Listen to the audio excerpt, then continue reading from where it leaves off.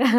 Struggle అవుతూ ఉన్నాము ఈ కోడింగ్ విషయంలో, స్ట్రగుల్స్ అనేవి ఉన్నాయి. బట్ ఒక 3 steps లో దీన్ని సాల్వ్ చేయాలి అని అంటే ఏంటి ఆ 3 steps ఏమై ఉంటాయి? చాలా మంది కోడింగ్ అంటే భయం అండి. ఎంత భయం, ఈవెన్ కొంచెం హార్డ్ ట్రూత్ అయినా సరే 80% of above students CSC IT background నుంచి వచ్చినా సరే మాకు కోడింగ్ అంటే భయం అంటారు. ఎందువల్ల? అంటే వాళ్ళు నేర్చుకున్న సిచ్యువేషన్స్ బేస్ చేసి కాలేజెస్ లో. సో కోడింగ్ చాలా సింపుల్ థింగ్ అండి. ఎందుకు సింపుల్ అంటే రియల్ టైమ్ ఎగ్జాంపుల్స్ ఎక్స్ప్లెయిన్ చేశారు. అంటే ఫర్ సపోజ్ క్లాస్ రూమ్ ఉంది, ఈ క్లాస్ అనేది క్లాస్ ఆబ్జెక్ట్స్ అనే టాపిక్ ఉంటుంది.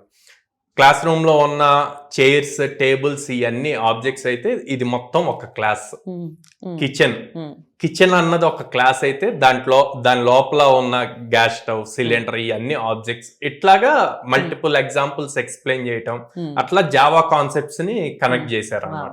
అప్పుడు నేను నెక్స్ట్ టైం రాసినప్పుడు ఈజీ అండ్ ఫుల్ 75/75. అంటే ఆ చిన్న కిటుకు మీకు చెప్పేశారు. సో ఎవరైతే అట్లా అందరు భయపడతారో అట్లాంటి ఎగ్జాంపుల్స్ నేర్చుకోమంటారు. ప్రాపర్ ట్రైనర్ ఉండాలి, గైడెన్స్ ఇవ్వాలి.